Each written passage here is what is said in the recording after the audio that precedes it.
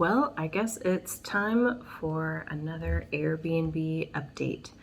So Alan is not here with me today. I'm actually at the house getting ready to clean and wash the linens and do some stuff like that. Maybe work in the garden a little bit. But I have a list of questions that we've been accumulating, and I'm probably not going to hit all of them today because you probably don't want to be here for like a half hour. But I'm going to pick a few and talk about that. So the first thing that Alan wanted me to mention actually was that we are now profitable. So yay! In July, we paid off all of our initial expenses like furnishing the house. That's mostly it. Everything a house needs. Furniture, linens, towels, whatever. We had to buy several beds and bedding, multiple sets of bedding for every bed, and all that stuff. It took a little while to kind of recoup those costs, but we were able to do that, and now we're making a profit. So I did want to mention that, and a big part of that, I think, is our superhost status. So if you've ever stayed in an Airbnb or hosted one yourself, then you know that getting your superhost status is actually kind of a big deal because Airbnb is going to show your listing higher on search results and you become a more trusted expert in your field, I guess. In the Airbnb world, if you're not a superhost, then it really looks like you don't have a lot of experience. So to get that status, you have to meet some qualifications like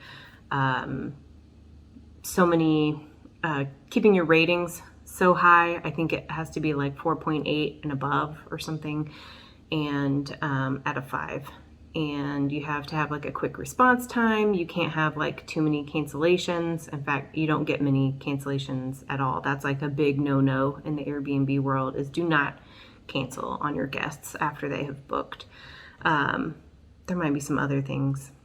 If you're curious, you can look it up if you want to know what that means. But I feel like it has helped attract better guests, and I can be a lot pickier about who I let in our house. So I still regularly get requests for parties, even though it is clearly outlined in my house rules that no parties here. You can have a great time. You can bring like balloons, and you can drink, and you can play music, and you can do the things that you have at a party, but only the 8 people who are staying at the house are invited. That's basically how I look at it. If you're going to have other guests who are not staying at the house, then you have to have written permission from me. So that does happen. I make exceptions constantly. Just all the time, where people are like, hey, my friend's in town and they want to come by. Is that okay? Or my parents live here. Can they come by? And I'm like, yep, you just gotta let me know that they're coming. And that's fine with me. So anyway, okay, I kind of went off on a little tangent there, but that was supposed to be about how we got our superhost status. So that's really exciting. We also have over 30 5-star reviews. I think we have 33 reviews, and they're all 5-star.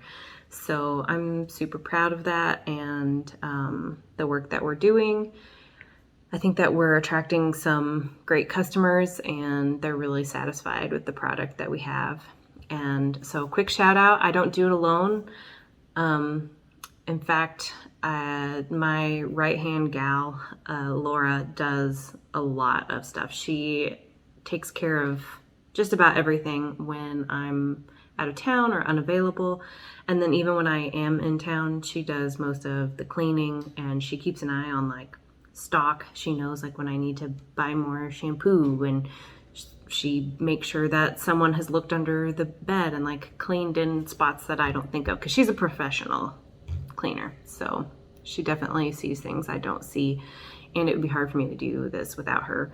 I also pay a landscaper and a pool person, and so I don't do it alone, and Alan helps on a regular basis.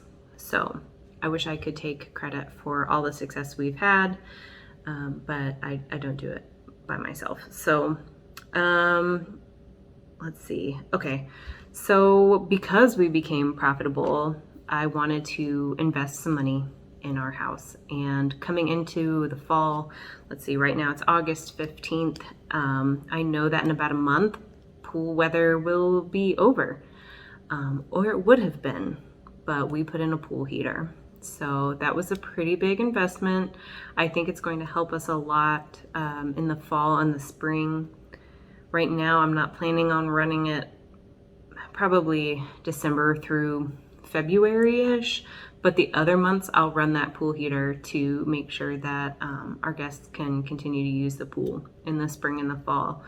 That was about a $4,000, a little more than $4,000 investment. And we just found out we're gonna have to fix a gas leak. So outside where the gas comes from the house and it goes underground to the pool heater, there's a leak in that line. And so we'll probably get that fixed in the next 2 weeks because like I said, in about 4 weeks, we're gonna need to turn it on. So anyway, that's really exciting. It was a big investment, but I think that it will pay for itself pretty quickly. So looks like I am at 6.5 minutes. I wanted to talk about like how we price the Airbnb, but maybe I'll do a separate video. So look for that next time. I'm going to talk about how we price our Airbnb and how we made some decisions like what kind of decor to use, what kind of bedding, that kind of thing I'll do in the next video. So gotta save something. I can't do it all in one video. But if you have questions or something you want me to talk about, you can find me on Instagram at Sarah Boyle Homes. That's a great place to connect or leave a comment under this video. Thanks.